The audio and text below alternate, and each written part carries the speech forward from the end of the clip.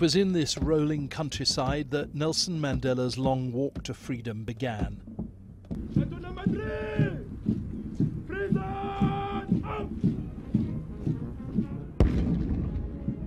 And by his own wish, it's where it ended today.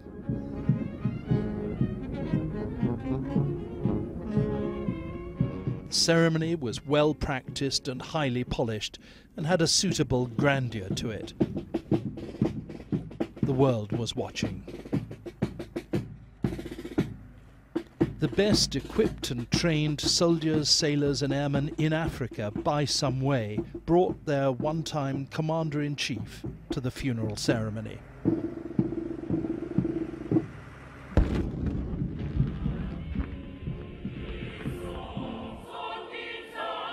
The hymns sung throughout the ceremony were ones that Mandela himself particularly loved.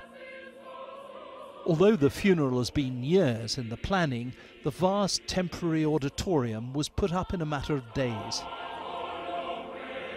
The Mandela family, which has often been riven by disputes about money and status, came together for the ceremony. Graca Machel, his widow, sat close to Winnie Mandela, his former wife, who's been brought back into the fold in recent months, seemingly less radical than she once was.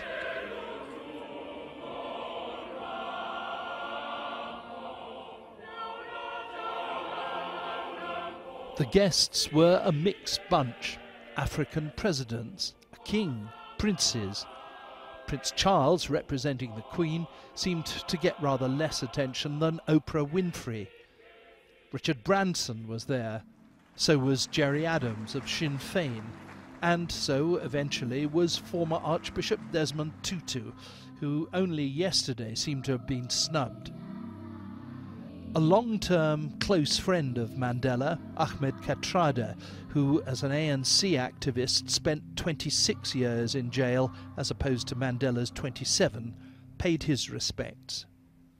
Farewell, my dear brother, my mentor, my leader. I have lost a brother. My life is in a void, and I don't know who to turn to. Thank you very much. Mandela's granddaughter Nandi brought out the human side that people especially loved about him. Qunu was a lot of fun to be around, and he was a great storyteller. He had a great sense of humor. During the past year, we truly missed hearing his voice.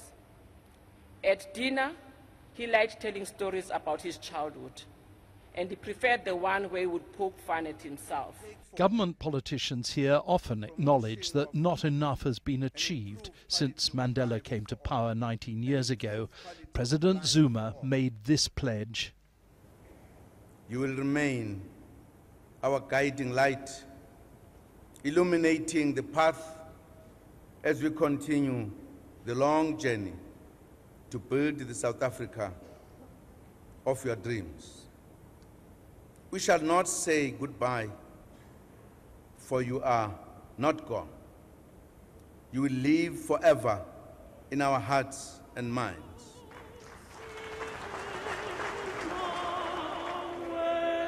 Long speeches had predictably delayed the programme, but finally it was time for the burial ceremony.